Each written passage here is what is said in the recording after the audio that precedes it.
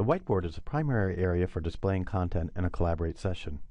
In this video, I'll show you whiteboard tools in Collaborate that will help you design your session.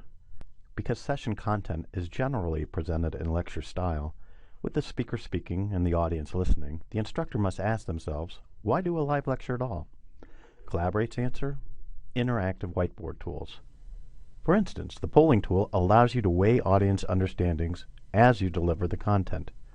The chat window works well when your audience uses it to ask questions, seek clarification from you, or from the other participants.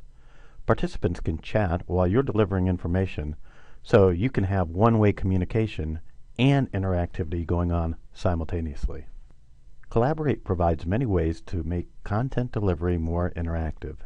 This overview of the whiteboard tool will get you thinking about how you might better engage your audience. Well, let's take a look. Here's what the instructor sees. The whiteboard option is the first content option on the top of your screen. Now let's take a look at what the participant sees.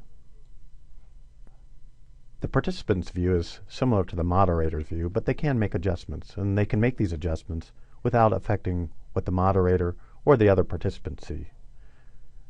They can go and make their view smaller, or they can increase the size to make their view larger. They also have the ability to change the control panel so that they can see maybe more of the chat window. Right here is just about right. And if they don't want to be distracted by any of the panel options, they can go up to View and hide the toolbar altogether. Participants have many ways of viewing the whiteboard area. So let's go back to the instructor's view. It's in the navigation toolbar. Here's where we load content. Let's load a PowerPoint file. Click Load Content, find your PowerPoint file, select, click Open. The conversion process might take several minutes depending on the size of your PowerPoint. Whiteboard is converting these into a whiteboard-friendly file, which essentially is a picture file. Working with whiteboard files have some limitations and some benefits. I'll get to these in just a minute. Once the moderator has loaded and then opened content, the Page Explorer opens. Each page you'll see has its own thumbnail. Right-clicking on any slide gives you these options. You can go directly to that page. That can be convenient while presenting. And for editing, you might choose to delete a page that you don't want. You can also move the location of the pages by holding down on the page and placing it in between two slides. The Page Explorer is used for editing files, moving their location, and adding additional files around. You can even combine two PowerPoints by loading content and then changing the location of the various files within the Page Explorer window. But it also can be handy while presenting if you need to quickly go back and forth in between files. This gives me a quick way of moving back and forth. But mostly when you're presenting, your slides will be in order, so you'll want to close the Page Explorer.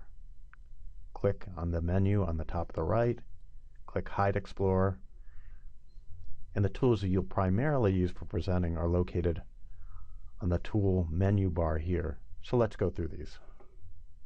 On the taskbar, below the whiteboard icon, the moderator has the ability to create new pages or delete pages. We saw how the participants have the ability to change their page view, so can the moderator.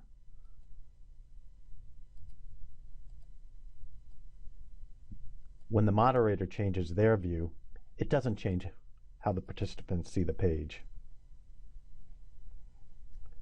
The moderator can move through the presentation in linear fashion by selecting the forward and back buttons. Here we are at the beginning. We have a blank page first, the first slide out of 31 pages. So this helps the moderator keep track of where they are in the presentation based on all the slides in the presentation. Here we are on slide 6 of 31 slides. Follow forces participants to follow you while you're moving through the presentation. Otherwise, the participants can move through the presentation independently. So if you want your participants to move in the same screen as you do, then you'll want to hit the follow button. Say you're presenting and you want to look ahead in the presentation. The moderator button helps you to do this. What this button does is when clicked, it turns red, and now the participants are locked onto this slide. Now what you can do as a moderator is go through the slides and say you want to see, well, how am I ending this? I'll go back to the closure activity, review the slides, and when I want to return back to the slide I was on previously, I hit the moderator button again, and it returns back to the slide I was on. So those are some ways that you use navigation tools to present information. And finally, we saw the Page Explorer. You can use this tool as well. It takes up a bit of space, but this can be a handy way of going back and forth through the slides, either just by clicking or, as I showed before, by selecting Go to Slide. The best way to become familiar with Collaborate's whiteboard tools is to practice. And the best way to practice is with a partner, like an instructional designer here at the Office of Extended Learning. It will be helpful if you can switch roles from moderator to participant to better understand how your students will experience a session. In the next video, I will show you how to use some of the other whiteboard tools that can make your session more interactive.